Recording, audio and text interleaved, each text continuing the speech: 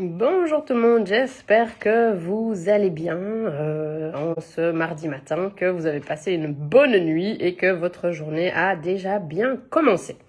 Alors, aujourd'hui, sujet du jour, les fuites urinaires, et je vais vous donner 3 astuces que vous pouvez introduire dans votre quotidien de maman, quotidien qui est bien souvent chargé et bien animé, afin que vous diminuiez ces fuites, voire même les arrêtiez totalement. Alors, avant de commencer de me lancer dans le vif du sujet, je vais me présenter, brièvement. Non, moi c'est Clarisse, j'ai 34 ans, je suis belle maman d'un garçon et maman d'une petite fille, Charlie, qui a eu 3 ans au mois de juillet. Je suis dans le milieu du fitness depuis 10 ans maintenant déjà. Et donc à la base, j'ai un diplôme en éducation physique et puis je me suis spécialisée en personal training jusqu'à faire du domaine pré- et postnatal mes spécificités. Parce que quand je suis tombée enceinte il y a plus de 4 ans maintenant, je me suis un petit peu retrouvée seule face à toutes mes questions concernant l'activité physique, concernant les chamboulements hormonaux et tout ça. Et donc j'ai décidé de me former. J'ai fait 2 formations en pré- et postnatal. Je vais encore en faire d'autres, mais ça c'est pour plus tard. Et je me suis dit que si moi déjà en tant que coach sportif j'avais des questions concernant le domaine, bon nombre de femmes devaient également avoir des questions concernant la grossesse, concernant l'accouchement, concernant le postpartum et pas le postpartum juste au moment même, le postpartum aussi qui dure pendant plusieurs années. Donc voilà un peu pour cette brève présentation. Je coach encore en face à face et je coach également à distance. Et tout ce dont je vais vous parler aujourd'hui, c'est des choses que vous allez pouvoir implémenter directement dans votre quotidien. Et si vous voulez aller plus loin, vous viendrez vers moi après le live et on en discutera également. Hello Tanvio. Donc voilà, n'hésitez pas à me dire si vous regardez la vidéo en direct là maintenant et si vous la regardez en replay, vous laissez replay dans les commentaires ci-dessous. Alors, les fuites urinaires, fuites urinaires, ça concerne généralement plus les femmes que les hommes.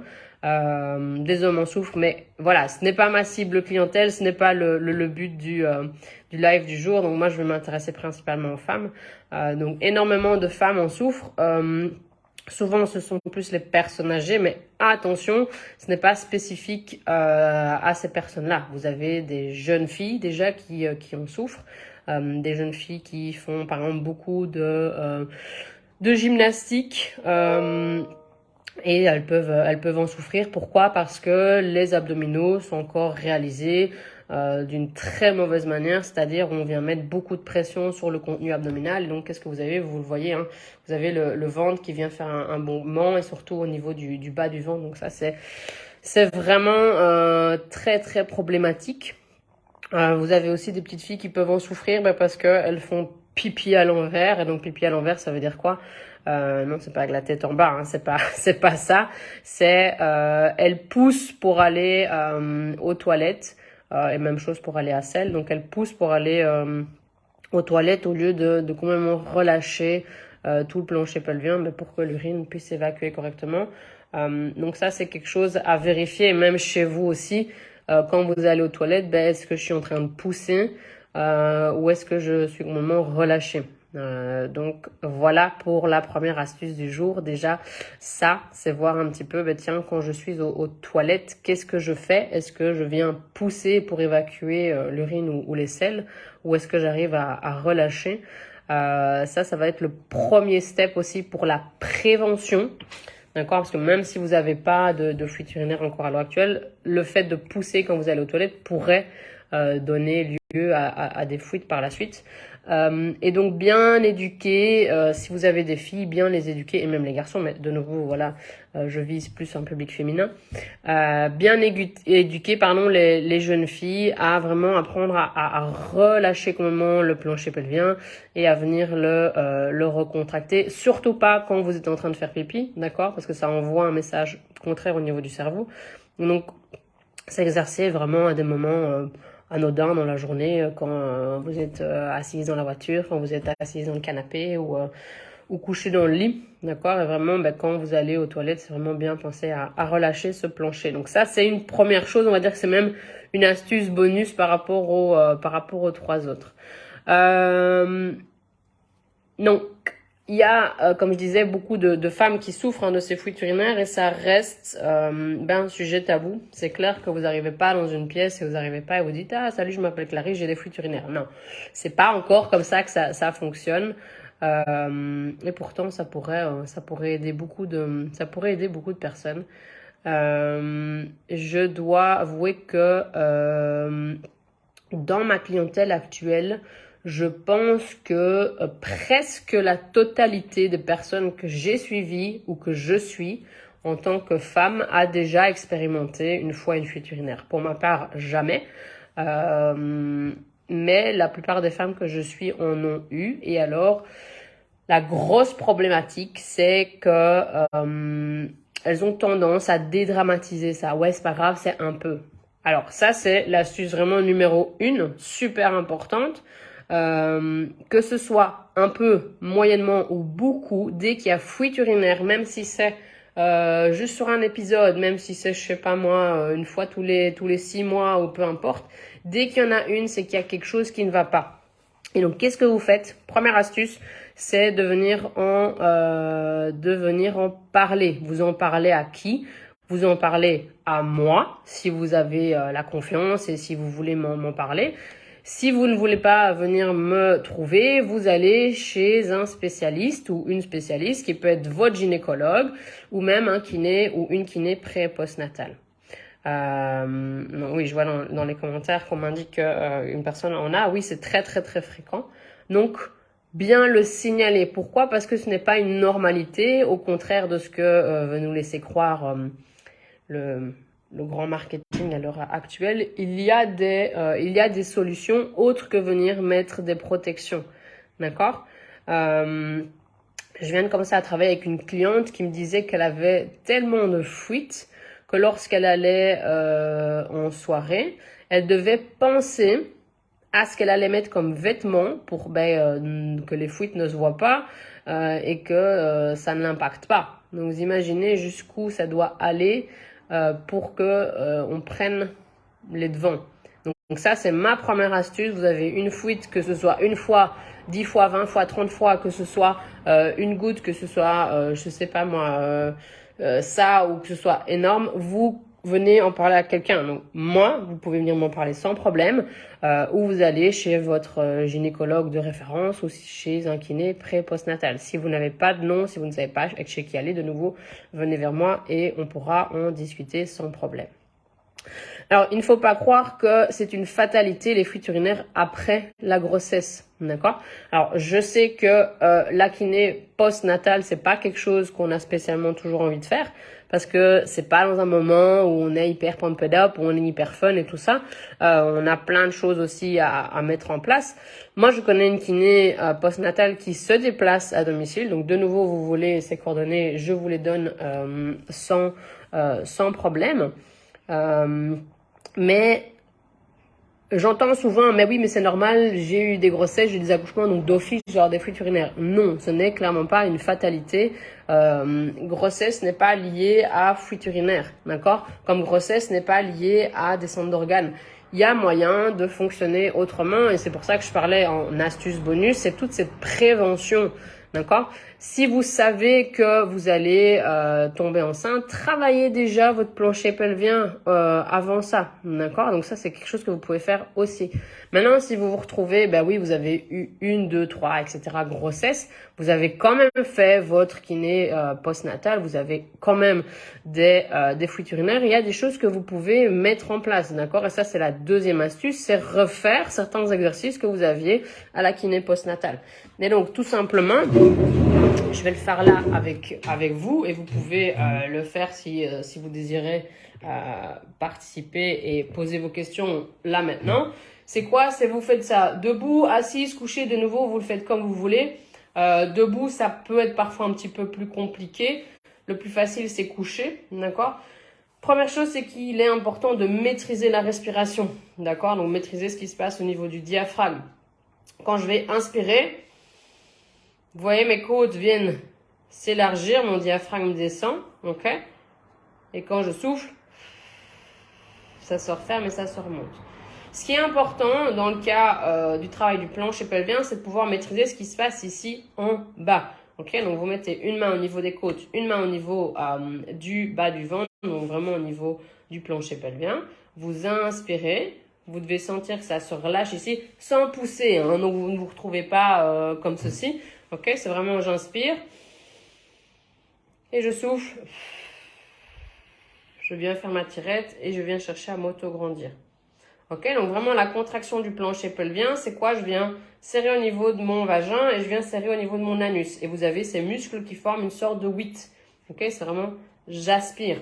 D'accord, c'est comme si vous deviez retenir un gaz ou ben, vous êtes vraiment pressé pour aller aux toilettes et vous serrez. Ok, donc c'est inspirer, bien relâcher ici et souffler.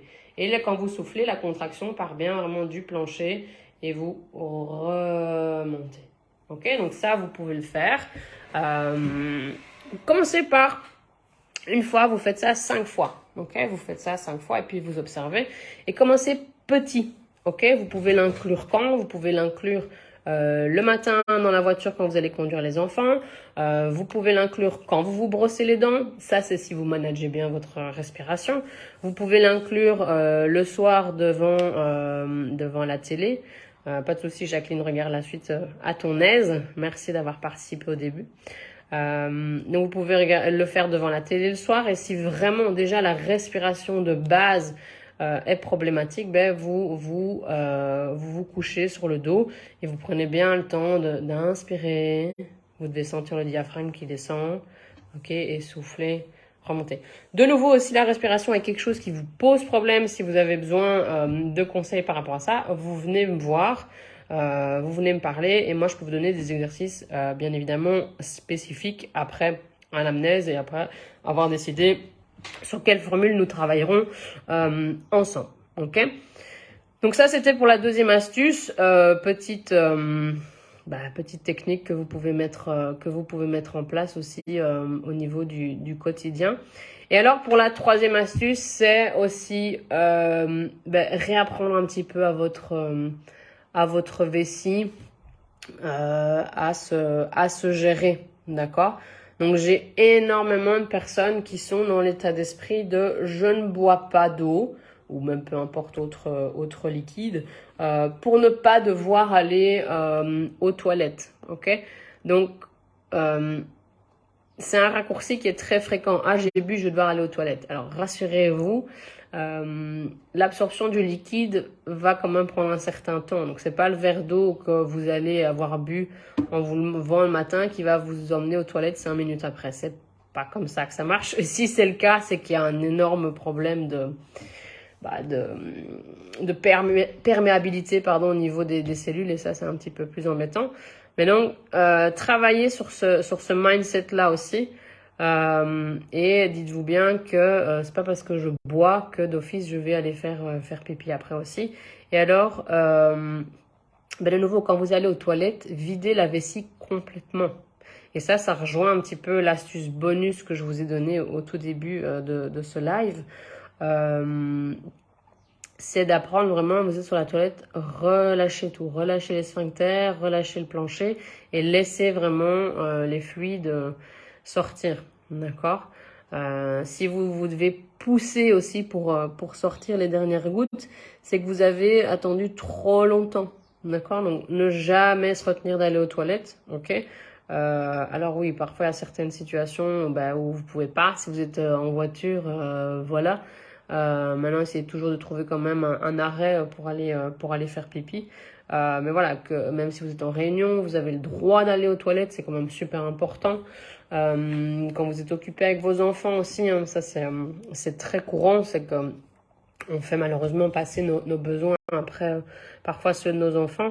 Mais c'est important pour vous de respecter vos besoins en tant que maman, de ne pas vous faire passer à côté.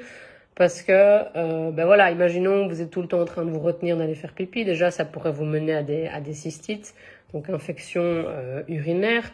Ensuite, ça pourrait quand même avoir un impact sur votre plancher pelvien, sur votre fonctionnement urogynécologique. Et donc, du coup, par la suite, dégrader votre morale, votre humeur, votre fatigue, et même votre santé physique. Et donc, du coup, voilà, vous serez peut-être moins présente en tant que maman pour vos enfants. Alors, je schématise, hein, c'est vraiment du gros, c'est pas d'office la fatalité. Et ce sera pas d'office votre réalité. Mais c'est pour un petit peu vous montrer, jusqu'où ça pourrait aller. Et donc, voilà, vous devez aller aux toilettes, allez-y, ok? Maintenant, attendez quand même que la vessie soit plus ou moins pleine et pas dès que vous avez cette petite envie aussi d'y aller. C'est un petit peu comme avec les sensations de faim et de satiété, c'est apprendre à identifier ce que ressent mon corps, d'accord? Est-ce que c'est une vraie envie de faire pipi ou est-ce que c'est un faux message entre guillemets de mon corps? Vous avez ce qu'on appelle le pipi du stress aussi. Voilà, si vous êtes un petit peu stressé, c'est clair qu'avec la libération de certaines hormones, vous allez devoir les évacuer quand vous êtes un peu plus stressé. Et ça, donc bien identifier et pas vous retenir non plus, parce que oui, la vessie a une certaine perméabilité. Donc la vessie, c'est un organe qui est tapissé de muscles, donc de muscles viscéraux. Et comme tout muscle, ça s'entraîne, d'accord? Et ça progresse. Donc plus vous allez entraîner ce muscle à augmenter sa capacité, ok, plus elle va pouvoir retenir. Mais à un moment donné, vous allez forcer. C'est comme avec l'estomac, d'accord? Chez la vessie, chez l'estomac, la taille s'agrandit, mais pas non plus ad vitam aeternam. Mais c'est pareil au niveau de votre vessie et ça vient causer à un moment donné certains dégâts. Donc ça, c'est la troisième astuce. Quand je dois faire pipi, je vais aux toilettes. La même chose au niveau de vos selles parce que ça peut faire les mêmes dégâts aussi. Donc voilà, ça c'est super important de bien noter vos besoins et de nouveau, dites-vous bien que si vous avez des fuites urinaires, il y a des solutions, d'accord? Et la solution, ce n'est pas mettre des protections et encore moins vous faire mettre ces bandelettes là pour remonter la vessie ou que sais-je. Il y a des études qui sont sorties là récemment et qui ont montré que c'était vraiment super mauvais. Déjà pour votre confort personnel, déjà au niveau de vos relations aussi avec votre partenaire, que ce soit homme ou femme, que ce soit au niveau des infections urinaires, que ce soit même au niveau des effets sur du long terme. Donc vraiment, prenez le temps. Et aussi concernant la kiné postnatale, ce n'est pas parce que vous avez fait vos 9 ou 18 séances, peu importe, qu'après vous en êtes terminé avec ces exercices-là. C'est des exercices à faire quotidiennement. C'est de l'entraînement, c'est de la rééducation. Que vous ayez eu une entorse à la cheville, un problème au genou, problème à l'épaule, les exercices de rééducation que vous faites avec le kiné sont à faire à la maison. De nouveau, vous avez du mal à les implanter, vous ne savez pas comment le faire. Vous venez me voir, on en discute, on fait une séance diagnostique et moi je vous propose telle ou telle formule et en fonction de ça, on voit comment je peux vous aider, moyennant une formule bien évidemment, à inclure tous ces exercices dans votre quotidien, d'accord? Et aussi, par la suite, d'accord, les exercices au niveau du plancher pelvien, c'est des exercices à faire pour toujours. D'accord? Moi, j'ai été opérée du genou il y a plus de 10 ans maintenant. Mes exercices, c'est quotidiennement que je les fais, ok? Et c'est la même chose au niveau de la césarienne. Vous avez eu une césarienne, la récupération ne va pas être la même, d'accord? Et donc ça, c'est super important, mais ça fera partie d'un autre live et d'un autre sujet. Donc pour ce plancher pelvien, c'est déjà faire de la prévention, ok? Donc c'est apprendre à synchroniser ma respiration avec mes contractions de mon plancher pelvien, ok? Apprenez à vos filles, peu importe leur âge, parlez-leur de leur anatomie et même à vos garçons, pour que les problèmes soient évités, d'accord? On a encore trop tendance dans notre société actuelle, c'est « Ah, il y a un problème, j'agis maintenant ». Non, mais qu'est-ce que je peux faire pour prévenir ce problème, pour ne pas qu'il intervienne et que je doive à tout moment la trouver une solution d'urgence, ok? Donc, astuce bonus, c'était la prévention, ok? Vraie astuce numéro 1, c'est de venir en parler, d'accord? Je sais que ça peut être gênant, je sais que ça peut être impactant, mais parlez-en, que ce soit moi, à votre gynéco, à votre kiné ou peu importe qui d'autre, mais parlez-en pour qu'on vous aide à trouver des solutions et que vous soyez prise en charge. Ok. Numéro 2, c'est travailler votre plancher pelvien en synchronisation avec votre respiration quotidiennement. Ok. De nouveau, commencez par le faire 5 fois par jour. Ok, vous faites 5 respirations. Vous faites ça quand vous êtes assise en télétravail, vous faites ça quand vous allez conduire les enfants, vous faites ça quand vous faites la vaisselle, le linge, peu importe. Trouvez un moment, voilà, où vous faites déjà une tâche qui est déjà inclue dans votre quotidien. Et si vous avez vraiment du mal à gérer la respiration déjà de base, ben faites ça coucher sur le dos. Et au niveau de la troisième astuce, c'est quoi? C'est écouter les besoins de votre corps. Donc quand votre corps vous dit je dois faire pipi, là c'est vraiment ma limite, vous y allez, d'accord? N'attendez pas toujours d'aller faire pipi alors que vous crevez de mal dans le bas du ventre et des choses dans ce style-là. Ok, donc ça c'était pour les trois années.